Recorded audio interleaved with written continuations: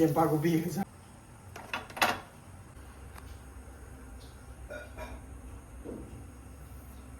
ꯑꯗꯨꯃꯥꯏꯅ yoga ꯇꯧꯕ꯭ꯔꯥꯅꯦ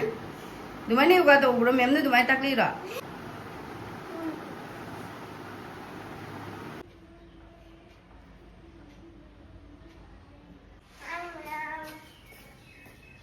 nãy cái gì vậy yoga yoga tàu bơi tới ni baru school la yoga celebrate ado ising bottle ta provide ising bottle pura sa to ising bottle और कुछ नहीं okay la good morning ma'am baru su chat khare school yam kuire ai blog thangataba numi nipan mapani mukti su jalamani hakjang jo khare nungai rodre dugai adum akoi mapagi su mai su posting layabako adum hojik sidagi di ai video se talle ma'am thangani ngtebra hangne ma se sum chakhare paru bai taromyam sonogi ding si ngarang magi interest leramebako ngarang bo loi khare aduga yoga gi de magi Monday da tawdro mares paru gi di leye na challe chakhare aduga se ma'am ting nau ne aina asigi thagi bagi matung dagi ai video se thangatri mare ting nau se thagi bani ando phajana chonge aduga sigi se hangam thaba se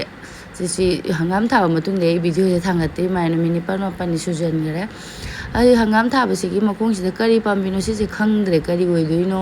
tarbush charaga tarbush maru sing doira khongdum kum ai kari oidoino khangdre sida na aina mamang da thagi bani kha di chaure nong su amuk chu nung sa amuk sa tawle asi su sida su leirani am chau kano tawdre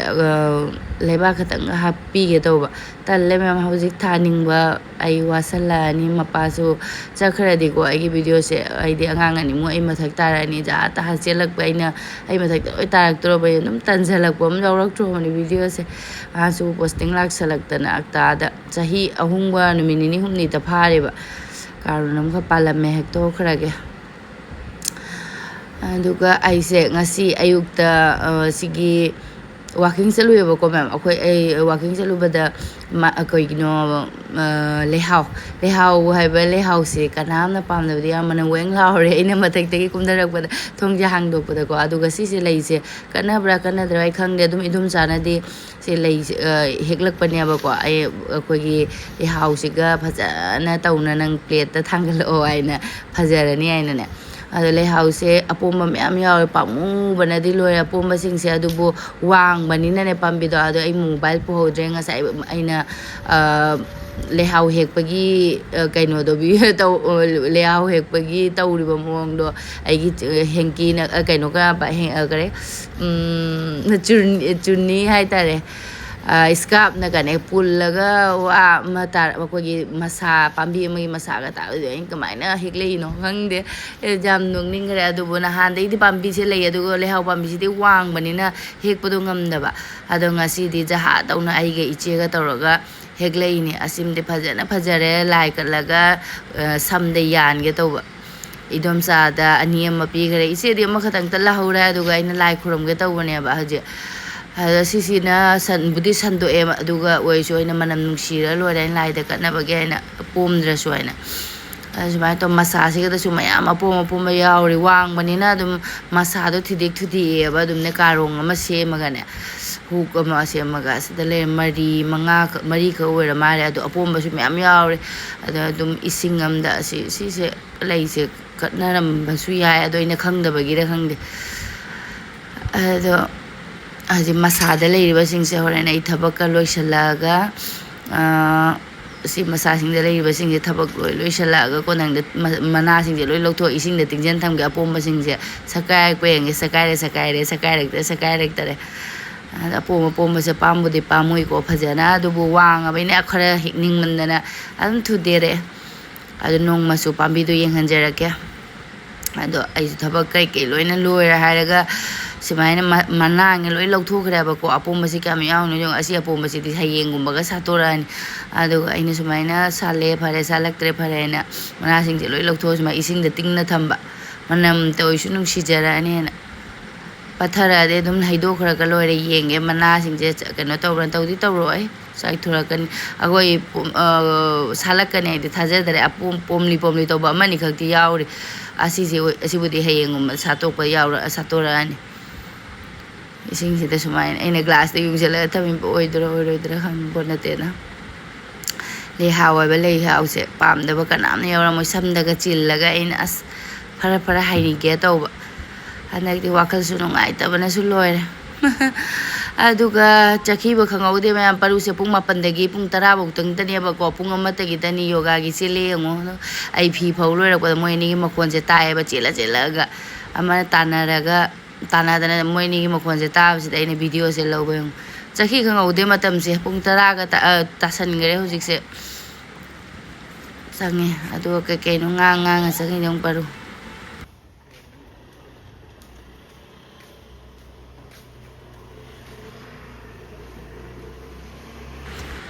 ꯑꯩꯁꯨ ꯂꯩꯍꯥꯎꯒꯤꯗꯣ ꯂꯣꯏꯔꯝꯃꯒ ꯐꯤ ꯁꯨꯕꯁꯤꯡ ꯐꯧꯗꯣꯛꯀꯦ ꯀꯥꯏꯔꯛꯄꯅꯤ ꯐꯤ ꯐꯧꯗꯣꯛꯄꯗꯤ ꯂꯣꯏꯔꯦ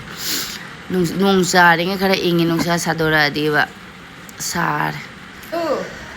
ꯀꯃꯥꯏꯅ ꯌꯣꯒꯥ ꯇꯧꯔꯛꯀꯦ ꯅꯪ ꯍꯧꯖꯤꯛ ꯃꯃꯤꯗ ꯑꯃꯨꯛ ꯇꯥꯛꯄꯤꯔꯣ ꯃꯃꯤꯗ ꯇꯥꯛꯄꯤꯔꯣꯕ ꯇꯥꯛꯄꯤꯗꯣꯏꯅꯤ ꯄꯔꯨꯅ ꯍꯧꯖꯤꯛ ꯅꯪ ꯇꯧꯔꯛꯇ꯭ꯔꯣ ꯁ꯭ꯀꯨꯜꯗ ꯁꯤꯁꯦ ꯉꯝꯖꯦ ꯅꯪ ꯁ꯭ꯀꯨꯜꯗ ꯇꯧꯔꯛꯇ꯭ꯔꯣ ꯐꯨꯔꯣ हौजिक नहीं कराया ऐसे करा फिर ऐसे करा फिर ऐसे करा फिर ऐसे करा तुम्हारे तो रही बा अतः दी मखा मेट तक फमक तरो फमक पूरा बैठ के कैसे किया वो खड़ा और बैठा खड़ा और बैठा अब तो फम तो कमाई तो फम बंदा तो रो बैठा हुआ दिखा के दिखा नीचे बैठ तुम्हारे योगा तो उबरा ने तुम्हारे योगा तो उबरा मैम ने तुम्हारे तक ली रो आई वीडियो था कि मैम ने नाको सुमाइने पढ़ू ना मैम सुमाइने पढ़ू ना तक ली है ने स्कूल लगी हाय उरा नहीं दो कमाई तो फजना है रोग पता ही नहीं है मुझे कुछ पता ही नहीं है मुझे नहीं स्कूल जाते रो स्कूल लेते रो वो कुछ करा ही नहीं है सिर्फ एक ही था बहुत सारा और भी था ठीक है मैम तो रो तो रो बदो जिंग से बा आता नहीं है और जब मैम करवा रहा था उस समय ये डांस कर रहा हूँ नंग डांस तो लाई रो दी तो रो से तो रो मुझे नहीं आता है वो आज की लिए पा तो रो मुझे तो रो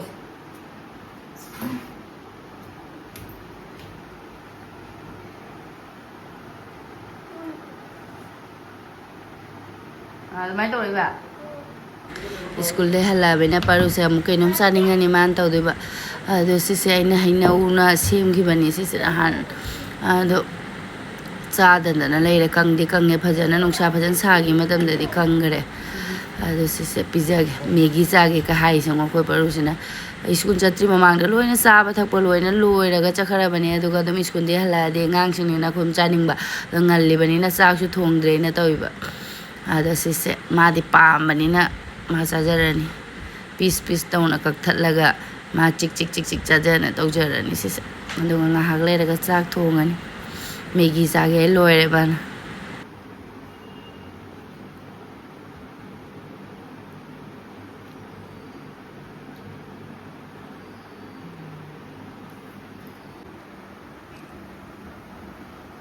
Lu chân thế này xin ra này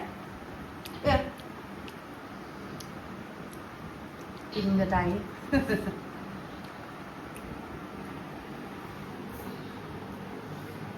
cho nó cha rồi đó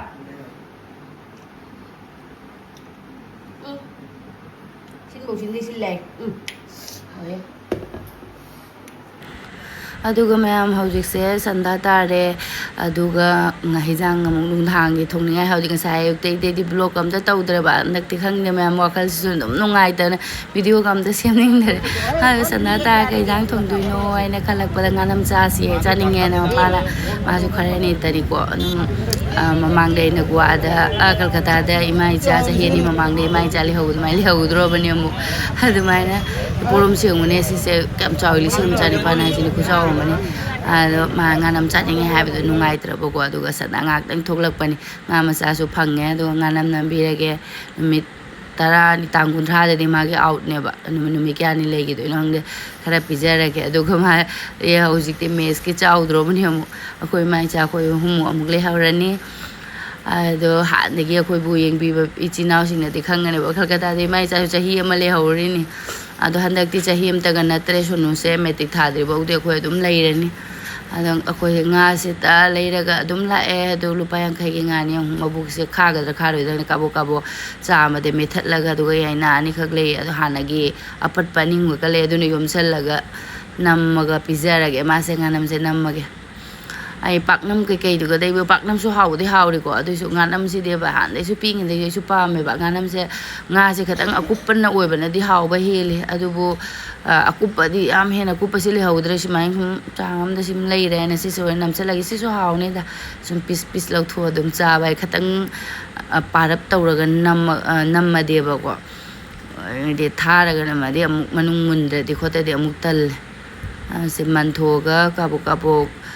ꯃꯕꯨꯛꯀꯁꯦ ꯃꯦꯠꯊꯣꯛꯑꯒ ꯆꯥꯝꯊꯣꯛꯑꯒꯦ ꯁꯦꯡꯅ ꯃꯟꯊꯣꯛꯑꯒ ꯆꯥꯝꯊꯣꯛꯑꯕꯅꯤꯀꯣ ꯑꯩꯒꯤꯁꯦ ꯑꯗꯨꯒ ꯗꯩꯅ ꯑꯇꯦꯛꯄ ꯑꯅꯤ ꯑꯃꯗꯤ ꯂꯩꯔꯦ ꯑꯅꯤ ꯑꯃꯅ ꯄꯨꯔꯥꯅ ꯍꯥꯟꯅꯒꯤ ꯑꯅꯤ ꯁꯨꯝ ꯅꯝꯁꯤꯟꯅ ꯊꯝꯈꯤꯕ ꯑꯗꯨꯅ ꯃꯈꯥ ꯊꯪꯉꯒ ꯌꯣꯝꯃꯒꯦ ꯑꯗꯨꯒ ꯁꯤꯒꯗ ꯃꯥꯗꯤ ꯌꯥꯝꯅ ꯑꯩꯈꯣꯏꯒꯤ ꯌꯦꯅꯝꯁꯦ ꯄꯥꯝꯃꯦꯕꯀꯣ ꯑꯗꯨꯅ ꯅꯨꯡꯊꯥꯡ ꯑꯣꯏꯔꯁꯨ ꯉꯁꯥꯏꯗꯒꯤꯗꯤ ꯆꯥꯅꯦꯅ ꯈꯪꯗꯕꯅꯤꯅ ꯑꯩꯈꯣꯏꯒꯤ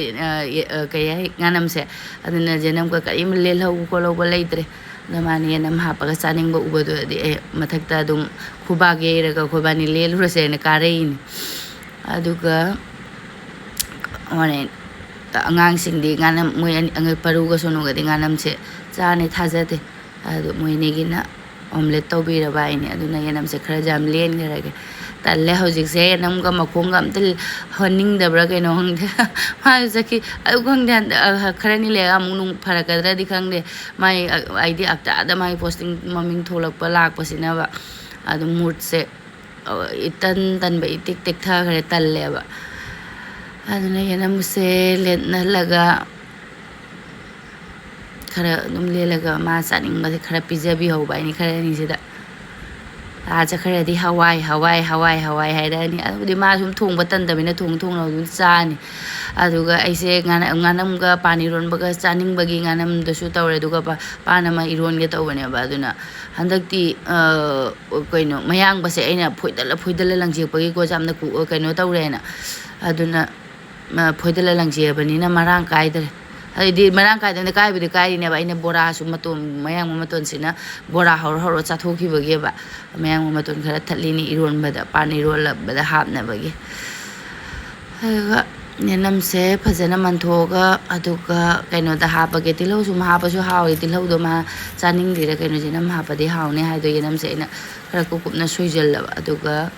अतई कई हापनी थुमगा मचू खरगा थाव खितंग तोलगा nga se hawdi hawgadabadi maliko morok tangkhai खतंग सोइजल्लगे morok tangkhai se यामने हापचलरoi angang sing chaninga di morok se saradi horen eno tawneba adana kari de hapani thumga aduga machuga chamna tawna akhoi ma oina ka hana nganam namba se de thawga tilhaugumba chanamgumba kai ma hamde kha aidi nga tamadum namme ba hawi hana de tha lauraga ka khoi ma oina namba se de ba aidi thumga thum tama tur pra hangde khoi ma oina machuga tanga tawraga adai namde khara hapchalle thawgi da hapchalle fajana munne hek tola aduga manasi de yong kyam pamuregi aina gi manase ani khatang sitani ko pharise adu manam nama loiraina aduga makhada aise kaino thage ne aluminum foil paper do thage tawbani aduga khauthuktan thada bido ko wa ngangnari ngede manabi gi amagi su phone la wari sana aise makha thauge toraga thaudre aduga onangda ko amuk lak toini amko ase sindo gi khara achawbani na ko madi tharaga di horen tik tik koi gi munbada khara kaino tawbra kaino khangde munba khara thitlan kaino tawrone matam changane ba aduna aina pane sallaba dum numdang yu thengjalle dum aduga ꯑꯁꯤ ꯑꯩꯈꯣꯏꯒꯤ ꯃꯅꯥꯁꯦ ꯃꯈꯥꯗ 3-4 ꯁꯨꯔꯝꯃꯗꯤ ꯀꯩꯅꯣ ꯇꯧꯒꯗꯅꯤ ꯖꯩꯅꯥꯁꯦ ꯍꯧꯖꯤꯛ ꯐꯖꯅ ꯖꯩꯅꯥ ꯍꯥꯏꯔꯒ ꯑꯩꯈꯣꯏꯒꯤ ꯕꯖꯥꯔ ꯅꯨꯃꯤꯠꯇꯗꯤꯕꯀꯣ ꯑꯩꯈꯣꯏꯅ ꯀꯌꯥꯝ ꯄꯥꯝꯃꯨꯅ ꯁꯨꯃꯥꯏꯅ 2 ꯈꯛꯇꯪ 3 ꯈꯛꯇꯪ ꯇꯧꯔꯒ ꯁꯨꯃꯥꯏꯅ ꯌꯣꯝꯃꯤ ꯑꯗꯨꯒ ꯄꯣꯠ ꯌꯣꯟꯕꯤ ꯃꯌꯥꯝꯅ ꯀꯔꯤꯅꯣ ꯌꯣꯝꯁꯜꯂ ꯂꯥꯛꯑꯒꯅꯦ ꯂꯣꯏꯅ ꯃꯈꯥꯗꯒ ꯍꯨꯟꯖꯦꯛꯇꯅ ꯊꯝꯃꯦ ꯕꯖꯥꯔ ꯂꯣꯏꯔꯒ ꯎꯕꯁꯤꯗꯤ ꯄꯥꯝꯃꯨꯈ꯭ꯔꯖꯥꯠꯅꯤ ꯃꯣꯏ ꯃꯃꯥꯡꯗꯗꯤ ꯀꯃꯥꯏꯅ ꯈꯨꯜꯂꯨꯅꯤ ꯏꯀꯥꯏꯕꯒꯤꯀꯣ ꯃꯌꯥꯝ ꯑꯃ ꯃꯣꯏꯗꯤ ꯀꯩꯀꯩ ꯌꯣꯝꯁꯜꯂꯒ ꯑꯩꯈꯣꯏꯒꯤ ꯁꯦꯕꯣꯠꯇ ꯑꯣꯏꯔꯁꯨꯅꯦ ꯖꯩꯅꯥ ꯃꯅꯥꯁꯤꯅ ꯌꯣꯝꯃꯒ ꯄꯣꯔꯛꯑꯦ ꯍꯥꯏꯗꯤ ꯌꯨꯝꯒꯤ ꯄꯣꯠ ꯆꯩ ꯑꯃꯅꯤꯗꯨꯗꯤ ꯑꯗꯨꯝ ꯖꯩꯅꯥꯅ ꯌꯣꯝꯃꯒ ꯄꯣꯔꯛꯏꯅꯤ ꯃꯣꯏ ꯑꯗꯨꯒ ꯑꯗꯨꯝ ꯃꯈꯥ ꯂꯪꯁꯦꯛ ꯊꯝꯕꯤ ꯑꯗꯨꯒ ꯑꯩꯒꯤꯁꯨ ꯃꯅꯝꯗ ꯈꯔ ꯅꯝꯃꯒ ꯂꯣꯏꯔꯦꯗ ꯍꯥꯏꯅ ꯃꯅꯨꯡꯗꯗꯤ ꯍꯥꯞꯆꯜꯂꯦ ꯑꯗꯨꯒ ꯐꯣꯏꯜ ꯄꯦꯄꯔꯁꯤꯅ ꯑꯣꯏꯅ ꯌꯣꯝꯁꯜꯂꯕꯅꯤ ꯑꯗꯣ ꯃꯃꯥꯡꯗ ꯑꯩꯅ ꯄꯥꯛꯅꯝ ꯇꯧꯕꯗꯣ ꯐꯣꯏꯜ ꯄꯦꯄꯔꯅ ꯑꯗꯨꯝ ꯇꯧꯔꯁꯨ ꯌꯥꯕꯅꯦꯅ ꯍꯥꯏꯕꯗꯣ ꯌꯥꯕꯨꯗꯤ ꯌꯥꯔꯝꯒꯅꯦꯕꯀꯣ ꯑꯩꯈꯣꯏ ꯉꯥꯅꯝꯒꯨꯝꯕ ꯄꯥꯛꯅꯝꯒꯨꯝꯕ ꯍꯥꯏꯁꯤꯗꯤ ꯌꯥꯏꯉꯪꯂꯥꯒꯤ ꯃꯅꯝꯁꯤꯅꯦꯕꯀꯣ ꯖꯩꯅꯥꯒꯤ ꯃꯅꯝꯁꯤꯅꯦꯕ ꯌꯥꯝꯅ ꯅꯨꯡꯁꯤꯅ ꯆꯥꯅꯤꯡꯉꯤꯁꯦ ꯌꯥꯏꯉꯪꯂꯥ ꯌꯥꯎꯗ꯭ꯔꯗꯤ ꯍꯥꯎꯔꯅꯤ ꯊꯥꯖꯗꯦꯗ ꯍꯥꯎꯕꯗꯤ ꯍꯥꯎꯕꯁꯨ ꯌꯥꯏ ꯑꯗꯨꯏꯁꯨ ꯃꯍꯥꯎ ꯈꯛꯇꯪ ꯋꯥꯠꯀꯅꯦꯕ ꯃꯥꯏ ꯃꯅꯝꯁꯤꯗꯅꯦꯕ ꯍꯥꯎꯔꯤꯁꯦ ꯑꯗꯨꯒ ꯁꯤꯁꯦ ꯇꯝ ꯇꯧꯅ ꯑꯩꯒꯤ ꯉꯥꯅꯝꯁꯦ ꯀꯩꯅꯣ ꯇꯧꯔꯒꯦ ꯑꯩꯒꯤ ꯌꯣꯠꯀꯤ ꯇꯋꯥ ꯑꯃꯗꯤ ꯂꯩ ꯁꯤꯁꯦ ꯏꯀꯥꯏꯌꯦꯕ ꯎꯠꯄ ꯑꯩꯈꯣꯏꯒꯤ ꯃꯀꯣꯛ ꯌꯥꯎꯗ꯭ꯔꯦ ꯑꯗꯨꯁꯨ ꯉꯥꯅꯝ ꯅꯝꯕ ꯈꯣꯠꯄ ꯁꯨꯃꯥꯏꯅ ꯇꯧꯕꯒꯤꯗꯤ ꯅꯨꯡꯉꯥꯏꯕꯒꯤ ꯑꯩꯅ ꯑꯗꯨꯝ ꯂꯪꯁꯦꯛꯇꯅ ꯂꯩꯌꯦ ꯃꯀꯣꯛꯁꯦ ꯄꯥꯟꯁꯤꯜꯂꯗꯤ ꯌꯥꯒꯗꯕꯅꯤ ꯑꯗꯣ ꯑꯩꯈꯣꯏꯅꯤ ꯑꯩꯒ ꯃꯥꯒꯁꯦ ꯇꯨꯡꯂꯣꯝꯗꯩ ꯅꯣꯛꯏꯕꯀꯣ ꯚꯤꯗꯤꯑꯣꯗ ꯃꯀꯣꯛꯁꯦ ꯌꯥꯎꯗꯕꯁꯦ ꯎꯔꯒ ꯑꯗꯨꯕꯨ ꯁꯨꯝ ꯑꯇꯩꯗꯤ ꯑꯗꯨꯝ ꯅꯣꯟ ꯁ꯭ꯇꯤꯛꯀꯤ ꯂꯩꯕꯅꯤꯅ ꯁꯨꯝ ꯇꯟ ꯈꯥꯗꯤ ꯀꯩꯅꯣ ꯇꯧꯔꯦ ꯑꯣꯟꯊꯣꯛꯅ ꯑꯩꯒꯤꯁꯦ ꯃꯨꯜꯂꯦ ꯐꯖꯅ ꯏꯁꯤꯡ ꯊꯣꯛꯂꯛꯄꯩ ꯋꯥꯔꯤꯅꯤꯗ ꯑꯁꯤ ꯑꯩ ꯑꯦꯂꯨꯃꯤꯅꯤꯌꯝ ꯐꯣꯏꯜꯁꯦ ꯌꯣꯝꯃꯝꯗꯕ ꯇꯥꯔꯝꯃꯒꯗꯤ ꯑꯩ ꯃꯅꯥꯗꯣ ꯂꯤꯛꯄꯅꯤꯅ ꯀꯥꯁꯟꯗꯅꯕꯀꯣ ꯍꯥꯏꯗꯤ ꯀꯩꯅꯣ ꯇꯧꯔꯝꯒꯗꯅꯤ ꯑꯗꯨ ꯌꯥꯝ ꯐꯔꯦ ꯑꯦꯂꯨꯃꯤꯅꯤꯌꯝ ꯐꯣꯏꯜꯁꯦ ꯑꯦꯂꯨꯃꯤꯅꯤꯌꯝ ꯄꯦꯄꯔꯁꯦ ꯌꯣꯝꯍꯧꯕ ꯐꯔꯦ ꯑꯗ ꯃꯨꯜꯂꯒꯤꯁꯦ ꯑꯣꯟꯊꯣꯛ ꯑꯣꯟꯁꯤꯟ ꯇꯧꯅ ꯁꯤ ꯇꯧꯔꯤꯉꯩꯗ ꯂꯣꯏꯅ ꯆꯥꯛ ꯍꯤꯟꯖꯥꯡꯁꯨ ꯀꯥꯝꯊꯣꯛꯑꯦ ꯏꯔꯣꯟ ꯊꯣꯛꯑꯦ ꯄꯥꯟ ꯏꯔꯣꯟꯕꯒ ꯍꯥꯎꯅ ꯂꯣꯏꯔꯅꯤ ꯌꯥꯏꯉꯪꯂꯥꯁꯤꯒꯤ ꯃꯅꯝꯁꯤꯅꯕ ꯂꯣꯏꯔꯦ ꯃꯅꯝ ꯈꯨꯅꯨꯡꯁꯤꯑꯝꯅꯤ ꯑꯗ ꯉꯥ ꯑꯆꯧꯕꯅꯤꯅ ꯑꯩꯗꯤ ꯃꯨꯟꯗꯕ꯭ꯔꯥ ꯍꯥꯏꯅ ꯑꯩꯅ ꯈꯤꯇꯪ ꯊꯋꯥꯏꯁꯦ ꯋꯥꯖꯕꯀꯣ ꯃꯨꯜꯂꯝꯗꯕ꯭ꯔꯥ ꯀꯩꯅꯣ ꯈꯪꯗꯦ ꯍꯥꯏꯅ ꯑꯗꯨꯝ ꯐꯖꯅ ꯃꯨꯜꯂꯝꯃꯦ ꯑꯩꯅ ꯁꯨꯃꯥꯏꯅ ꯄꯨꯔꯥ ꯐꯨꯜ ꯂꯧꯊꯣꯛꯇ꯭ꯔꯤꯉꯩꯗꯕ ꯉꯥ ꯑꯃꯅꯤꯈꯛ ꯁꯥꯏꯗꯇꯒꯤ ꯂꯧꯊꯣꯛꯑꯒ ꯑꯩꯅ ꯃꯉꯣꯟꯗ ꯇꯦꯁ ꯇꯧꯅꯤꯡꯉꯦ ꯈꯪꯍꯟꯕ ꯃꯨꯜꯂꯕ ꯌꯦꯡꯉꯣ ꯍꯥꯏꯅꯅꯦ ꯆꯥꯎꯔꯕꯩꯅ ꯃꯨꯜꯗ꯭ꯔꯕꯣꯏ ꯍꯦꯛꯇ ꯈꯟꯈ꯭ꯔꯦ ꯑꯩꯅ ꯑꯗ ꯐꯖꯅ ꯃꯨꯜꯂꯦ ꯍꯥꯏꯅ ꯍꯥꯏꯗ꯭ꯔꯗꯤ ꯂꯣꯏꯅ ꯑꯃꯨꯛ ꯁꯟꯗꯣꯔꯛꯑꯦ ꯑꯩꯒꯤ ꯉꯥꯅꯝꯁꯦ ꯌꯥꯏꯉꯪꯂꯥꯒꯤ ꯃꯅꯝꯒꯤ ꯈꯨꯅꯨꯡꯁꯤꯗꯤꯕ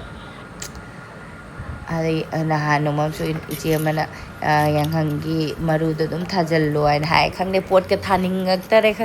ꯊꯥꯅꯤꯡꯗꯕ꯭ꯔꯥ ꯀꯩꯅꯣ ꯈꯪꯗꯦ ꯃꯥꯁꯨ ꯆꯠꯈꯤꯗꯣꯔꯕꯅꯤꯅ ꯇꯜꯂꯦꯕ ꯁꯨꯃꯥꯏꯅ ꯑꯉꯥꯡ ꯄꯤꯛꯏꯉꯩꯒꯤꯗꯤ ꯅꯨꯡꯉꯥꯏꯔꯝꯃꯤ ꯍꯥꯟꯅꯗꯤꯀꯣ ꯑꯉꯥꯡ ꯄꯤꯛꯏꯉꯩ ꯄꯣꯁꯇꯤꯡ ꯂꯥꯛꯄ ꯄꯨꯟꯅ ꯑꯗꯨꯝ ꯂꯥꯛꯃꯤꯟꯅꯔꯝꯃꯦ ꯑꯗꯨꯒ ꯍꯧꯖꯤꯛ ꯃꯃꯥꯡ ꯀꯜꯀꯇꯥꯗ ꯂꯥꯛꯄꯒ ꯍꯟꯗꯛ ꯂꯥꯛꯄꯁꯦ ꯑꯗꯨꯝ ꯑꯩꯈꯣꯏꯗꯤ ꯍꯧꯖꯤꯛ ꯂꯩꯍꯧꯗ ꯌꯥꯔꯣꯏꯕ ꯑꯉꯥꯡꯁꯤꯡ ꯁ꯭ꯀꯨल ꯀꯩꯅꯣ ꯇꯧꯔꯃꯤꯅ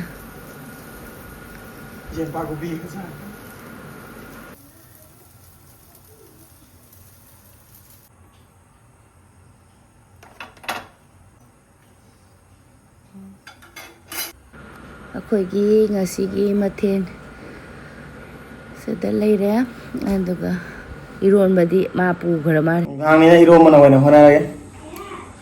ꯃꯇꯥꯏ ꯄꯣꯠ ꯐꯕꯅꯤꯅ ꯏꯔꯣꯝꯕꯁꯨ ꯀꯩꯁꯨ ꯀꯥꯏꯗꯦ ꯉꯥꯅꯝꯁꯦ ꯑꯩꯅ ꯑꯝꯇꯪꯗꯤ ꯅꯝꯈꯥꯏꯍꯟꯗ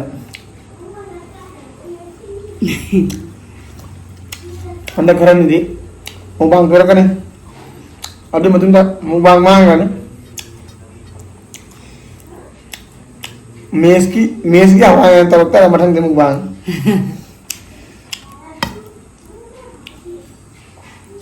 ꯁꯤꯗ ꯅꯨꯃꯤꯠ ꯐꯔ ꯀꯨꯏ ꯂꯩꯗ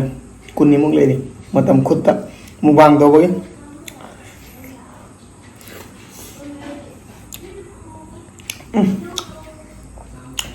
ꯄꯥꯟ ꯏꯔꯣꯝꯕꯒ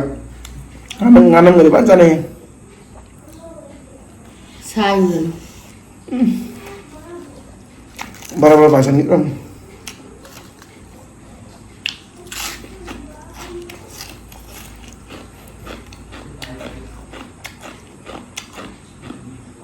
ꯑꯩ ꯁꯨꯃꯥꯏꯅ ꯃꯆꯤ ꯐꯔꯗꯤ ꯏꯔꯣꯝꯕꯗ ꯆꯥꯖꯒꯦ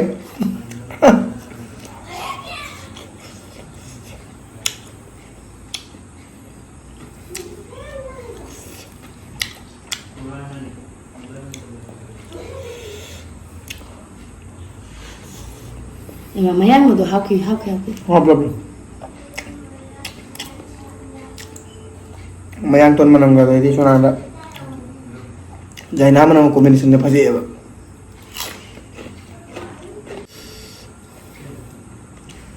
Omelette. Upna thami ni cha kasi. Omelette. Jenam gi omelette hai ta. Ai no khoi pam na ba.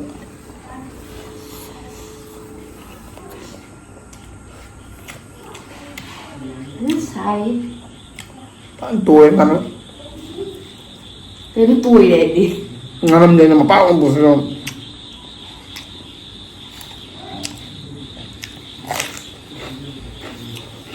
Thiêng mà nó buồn rồi. Kien je lah.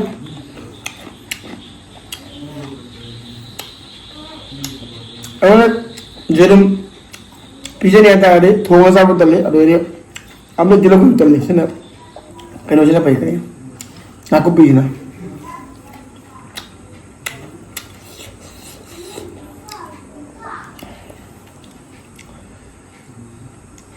wah